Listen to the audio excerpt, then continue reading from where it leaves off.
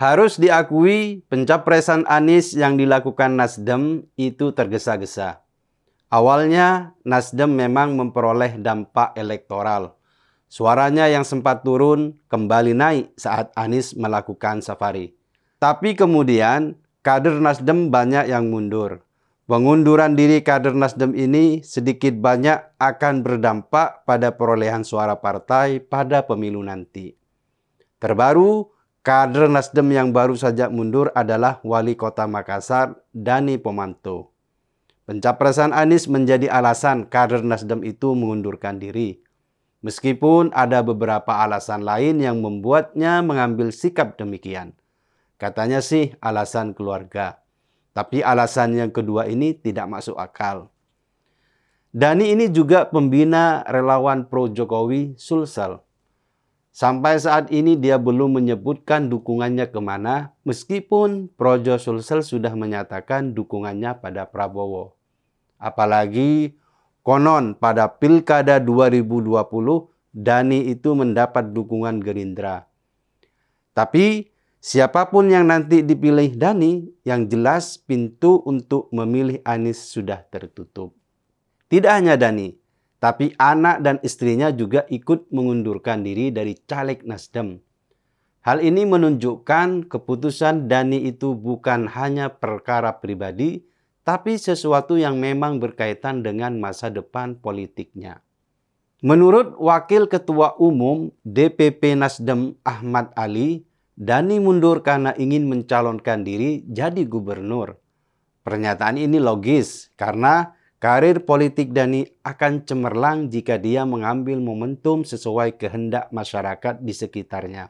Pengaruh Anies di Sulsel tidak sebesar Prabowo dan Ganjar.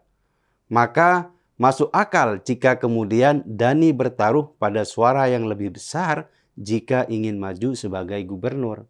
Langkah Dani ini menunjukkan Nasdem telah mengambil keputusan yang fatal. Mungkin dulu saat mengumumkan nama Anies, Surya Paloh berharap menjadi kingmaker. Nasdem akan diuntungkan jika dia menjadi sosok pertama yang memecah kebuntuan capres. Saat itu Prabowo dan Ganjar belum jelas sikapnya, mau maju atau tidak. Surya Paloh melihat peluang, Anies masih punya kesempatan untuk menaikkan elektabilitas. Karena gerbong pendukung Prabowo tengah menunggu datangnya figur baru sebagai antitesis Jokowi. Tapi harapan itu punah sudah. Ternyata Prabowo tetap merawat pendukungnya. Gerbong dukungan pada Pilpres sebelumnya tetap menjadi tanggung jawab Fadlizon yang bergerak dalam senyap. Maka tidak aneh jika kemudian Novel Bamukmin mendukung Prabowo. Ini menunjukkan kekuatan pendukung Prabowo tidak sepenuhnya hilang. Jika ada yang berkurang, itu mungkin gerbongnya PKS. Tapi tetap saja beberapa simpul selain PKS tetap bertahan. Hal inilah yang membuat elektabilitas Anies cenderung jatuh, sementara suara pendukung Prabowo terus bertambah. Angan-angan Paloh untuk menambah elektabilitas Anies tidak terbukti. Gerbong pendukung Prabowo ternyata masih dikendalikan dengan baik. Di titik inilah Nasdem mengalami dilema. Tidak mungkin membatalkan pencapresan Anies. Malunya bukan main. Tapi tidak mungkin pula untuk melanjutkan pencapresan. Karena selain peluang menangnya kecil, perolehan suara partai juga terancam ikut runtuh.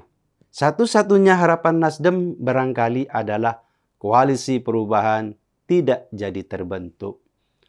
Karena jika Anies tidak mendapatkan tiket, otomatis pencapresannya bakal batal dengan sendirinya. Kondisi inilah yang menguntungkan Nasdem. Mereka tidak perlu membatalkan pencapresan karena sudah batal dengan sendirinya. Di sisi lain, mereka juga bisa merapat ke capres yang memiliki peluang menang lebih besar. Jika itu terjadi, Nasdem mungkin sekali tidak akan mengalami penggembosan suara lebih lanjut. Dan jika Nasdem pintar bermain narasi, bukan tidak mungkin namanya akan kembali berkibar. Tapi hari ini Nasdem harus siap dengan pengunduran diri massal dari kadernya. Karena keputusan mencapreskan Anies memang tidak dihitung matang-matang sebelumnya. Anies itu sudah mendapatkan cap bapak politik identitas. Sulit untuk menghapus sebutan itu.